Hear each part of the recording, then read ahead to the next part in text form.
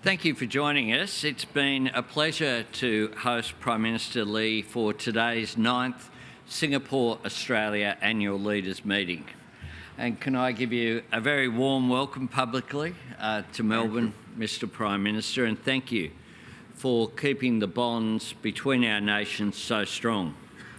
Australia and Singapore's friendship is one anchored in warm personal ties and a great amount of trust and respect for one another. We share a vision for an open, stable and prosperous region. And this meeting has solidified a relationship that is unique in its depth and breadth, and a relationship that we're now turning to the future.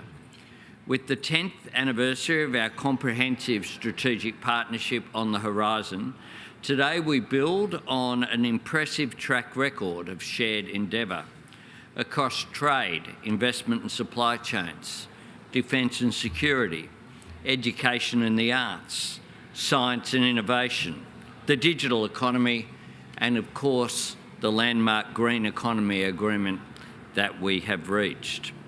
Today, Prime Minister Lee and I have directed officials to develop specific initiatives against each of these themes to underpin the next phase of our comprehensive strategic partnership to 2035. We have discussed essentially having our CSP 2.0 going forward after 10 years of the first agreement. I'm pleased that a key outcome of our annual meeting last year was agreement to establish a green shipping corridor between Australia and Singapore by 2025. And I'm pleased that this work is moving towards the signing of the new Green and Digital Shipping Corridor MOU. This agreement will help smooth the way to decarbonise our port and shipping industries and to bring their operations into the digital age. Prime Minister Lee and I have also today agreed to a set of principles for cross-border electricity trade. These principles bring closer the goal of a renewable energy trade between our countries, bringing opportunities for workers and investors alike. Australia and Singapore achieve more when we work together, which is why I'm pleased to announce today the first group of Australian and Singaporean companies to receive grants under our Go Green Co-Innovation Program. These projects will drive development of cutting-edge fuels and technologies to support the green transition. Resilient supply chains were also high on our agenda today. Australia is proud to be a trusted and reliable supply chain partner to Singapore, especially for energy and food. Prime Minister Lee and I are pleased with the ongoing progress under our bilateral food pact that we announced in 2022. Also on our agenda was the importance of a strong multilateral trade system. Together with Japan, Singapore and Australia are proud to lead efforts among WTO members to agree new trade rules for e-commerce. We're also working closely to promote greater investment and trade liberalisation through the WTO, APEC, IPEF and the G20. The context for today's meeting is, of course, a special summit to commemorate the 50th anniversary of ASEAN-Australia dialogue relations. This milestone is a chance for Australia to celebrate with our Southeast Asian neighbours and friends, to remind ourselves of everything we have to gain from collaborating and all that we have in common. Australia and Singapore are both at heart aspirational, where nations act, build, innovate, and we contribute. And it's with that aspirational spirit that we continue to work together to pursue the type of region that we both seek, one that is free, open and resilient, where ASEAN and ASEAN-led institutions hold the centre, and where differences and disputes are settled through agreed rules and norms. I want to thank Prime Minister Lee for his commitment to these aims, and in view of his announcement that he plans to step down later this year, I would like to congratulate Prime Minister Lee for his 2 decades of service to Singapore as Prime Minister. For the past 20 years, Australia and others in our region have benefited from Prime Minister Lee's acute understanding of our strategic circumstances, his willingness to share his insights and perspectives, and his commitment to building a region that is open and stable. On a personal note, I thank him very much for his friendship over longer than the time I've been Prime Minister. It is a warm relationship. Some years ago, I was a benefit of a week in Singapore as a fellow of the Lee Kuan Yew Fellowship. This was a real opportunity for myself to immerse myself in an island state that is so advanced in communications, in the digital economy, in urban policy, in transport, across the spectrum. And since then, I have had many interactions with Prime Minister Lee. He is an extraordinary leader for our region, and I wish him very well for his future. Thank you. Prime Minister Albanese, ladies and gentlemen, good morning. First, may I thank the Prime Minister for his remarks and particularly for his very warm words to me personally. They are greatly appreciated. This is a very important friendship which we value greatly and which I hope will continue even after I move on to other roles after being Prime Minister. I'd also like to thank the Prime Minister for hosting our annual leaders meeting today and for his warm hospitality to our delegation. It's very good to be back in Australia again, and especially in this beautiful city of Melbourne. The Prime Minister and I affirm the good progress we have made in our Comprehensive Strategic Partnership, the CSP.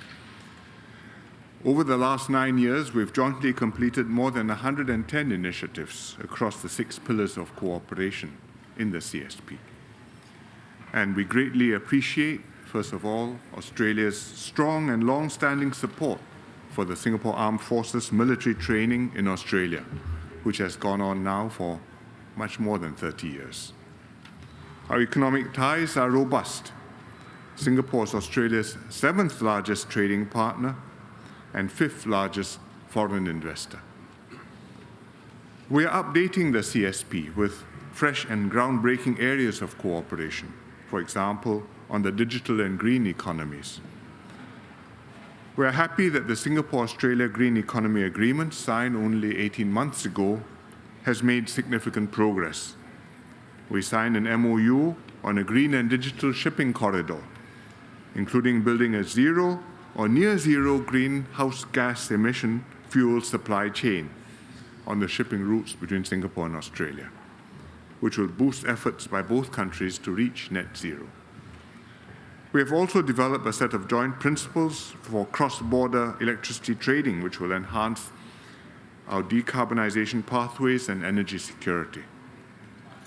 Next year, 2025, will be the 10th anniversary of the CSP and the 60th anniversary of diplomatic relations between Singapore and Australia. There is still much more that our two countries can and should do together. After all, we are natural partners with complementary economies and compatible worldviews and strategic perspectives on the region and on international affairs. The Prime Minister and I therefore agreed that we should identify new strategic and forward-looking areas of cooperation for the next edition of the CSP. For example, renewable energy, supply chain resilience, artificial intelligence, and air connectivity, areas which will fit in well with Singapore's and Australia's priorities. We've tasked our ministers and officials to develop an ambitious work plan for this next phase of the CSP by the time the leaders conduct their annual leaders meeting next year. The Prime Minister and I also discussed regional and geopolitical developments. We agreed on the importance of an open and inclusive rules-based multilateral order which supports ASEAN centrality. I welcomed efforts by Prime Minister Albanese and his government to deepen engagement of Southeast Asia, including through its Southeast Asia Economic Strategy in 2040. Singapore has long supported Australia strengthening its links with Southeast Asia, and we will always continue to do so. Our bilateral relations continue to flourish amidst the global uncertainty and the economic headwinds. I'm confident that together we'll take these relations to better heights, to greater heights, and I look forward to a successful ASEAN-Australia Special Summit tomorrow. Thank you. Thank you very much. Thanks very much, Prime Minister. We've got 3x3 questions now. First question's from Andrew Tillett. Thank you, Prime Minister, and Prime Minister Lee, welcome back to Australia. In the past, Prime Minister Lee, you've spoken about your support for China joining the CPTPP Free Trade Agreement. As we speak, though, today, China is continuing to impose trade restrictions on a number of Australian products, including lobster, wine and beef. Do you believe China should not be able to join the CPTPP until these trade sanctions are lifted? And Prime Minister Albanese, is Chinese membership of CPTPP a non-starter until those restrictions are lifted? Well, I was asked this question about China joining the CPTPP the last time I was doing a leaders' meeting that was in Canberra. And my answer then holds, which is that the CPTPP is an open trade organization. It is meant to allow accession of new members, and we therefore welcome China to apply and to join, provided it meets the standards and the requirements of the CPTPP, and also provided it is able to work out arrangements with all the CPTPP members, because decisions are made by consensus.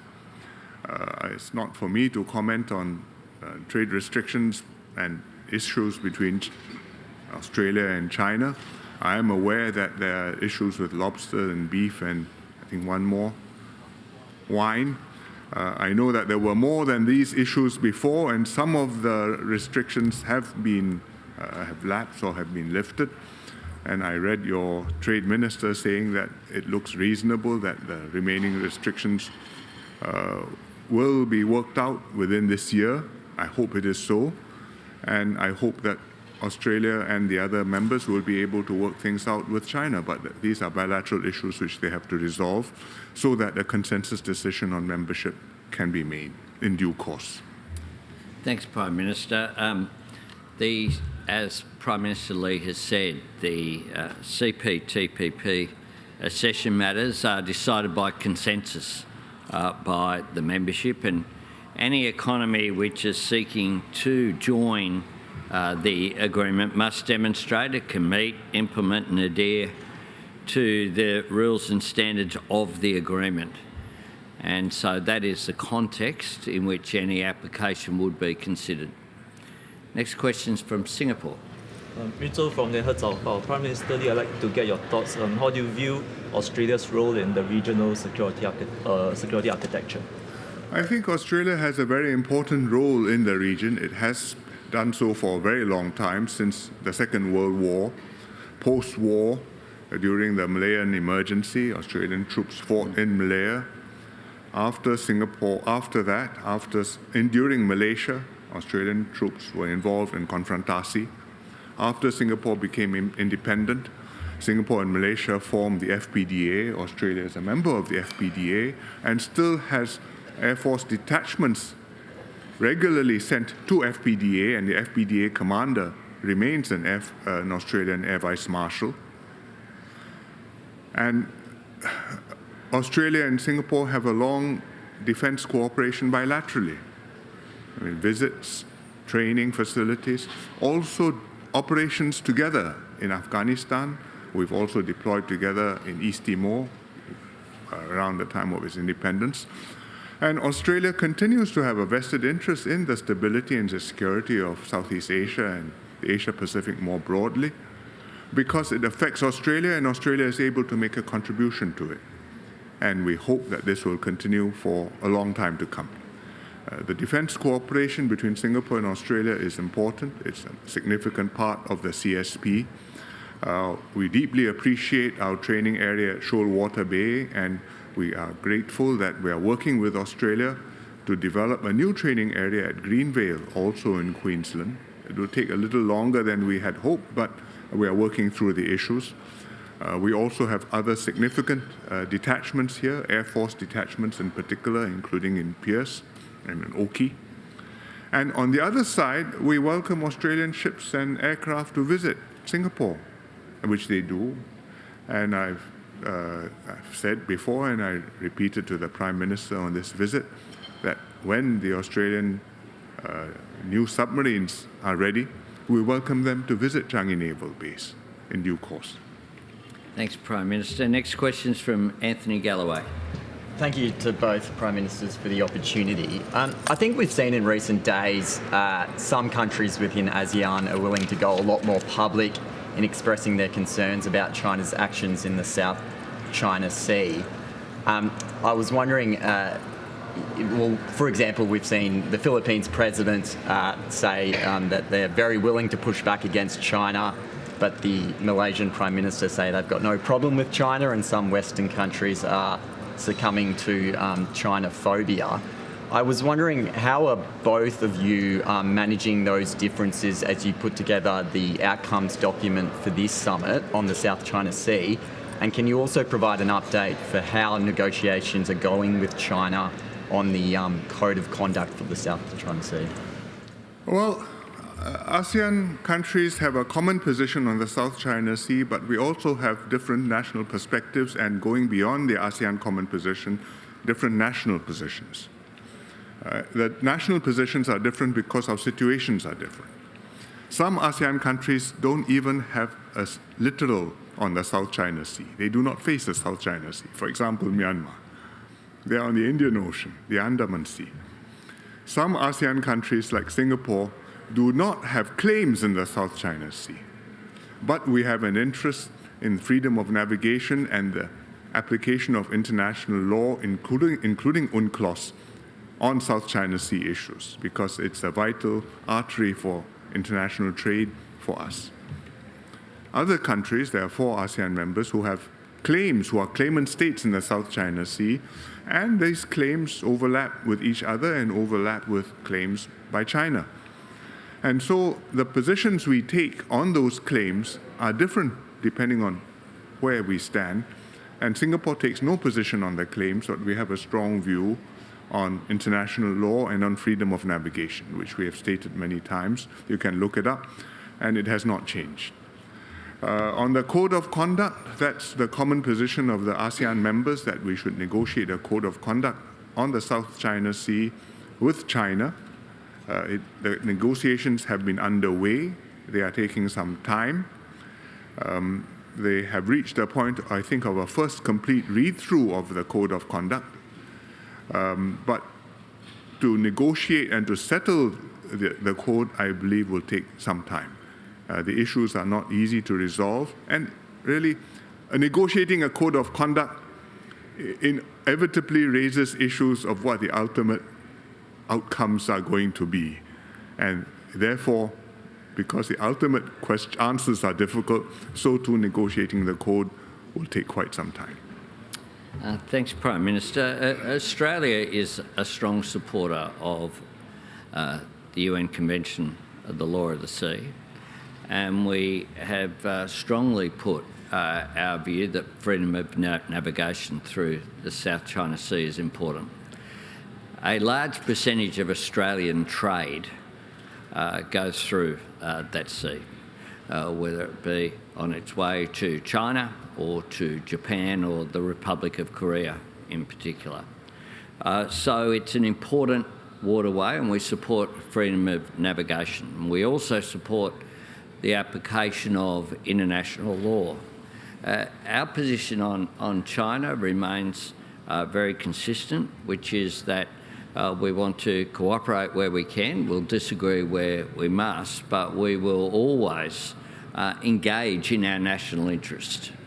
I think the recent progress has been made in the relationship. That is a good thing. It is always good when dialogue occurs, and that is our position that we'll continue to assert. ASEAN will continue to discuss the shared interests that we have in this region of maintaining a stable, secure and prosperous region. We are holding this summit in the context of the fact that we live in close proximity to the fastest growing region of the world in human history. That presents an enormous opportunity, but it's an opportunity that relies upon international laws being respected, relies upon trade being encouraged in a fair and transparent way as well. And that in part is the context of this summit where we're engaging constructively and where I think there is an overwhelming view here that all of our ASEAN friends want to work with the region to deliver that security, peace and prosperity that we all rely on and we all will benefit from. Next question is from our friend from Singapore. Good morning, Prime Minister. My question to Prime Minister Albanese. Yes. Australia has worked very closely with the Philippines on the South China Sea. There's also recent funding for ASEAN cooperation on the maritime issues. How do you think China will view these initiatives, and how does Australia balance the need to cooperate with ASEAN on maritime issues and its bilateral ties with China, which has seen improvements? Thank you.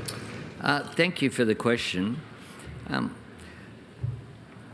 Our engagement with ASEAN nations, including our maritime cooperation, is very important.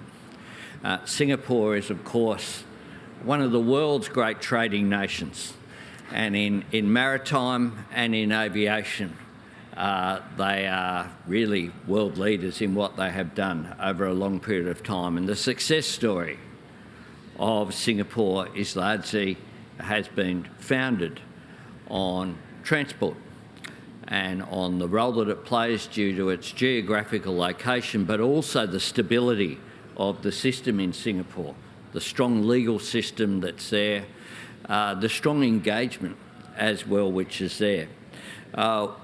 We seek to upgrade even further our maritime relationship with Singapore essentially through the green economy agreements that we have, which we want to extend to the maritime sector. There's a lot of focus when it comes to reducing global emissions on energy, but a very large proportion of the world's not as significant as energy, but certainly the next step down is in transportation. And the use of cleaner fuels, the use of a cleaner, greener maritime sector is not just, of course, about emissions, it's also about averting the consequences when incidents occur in our seas and oceans as well, in terms of the damaging impact it can have on the life of what occurs under our seas. So that is important.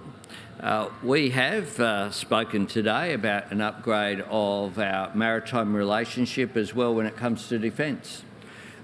We, in the Philippines, have an upgrade and increased maritime cooperation there as well. That's a good thing in terms of interoperability as well, and having our maritime defence forces have those personal relations, the technological relations, so as to improve interoperability so that we can have joint activities as Australia and Singapore have had, and as in the past Australia and the Philippines and other regional powers have had as well. So we see it as being positive.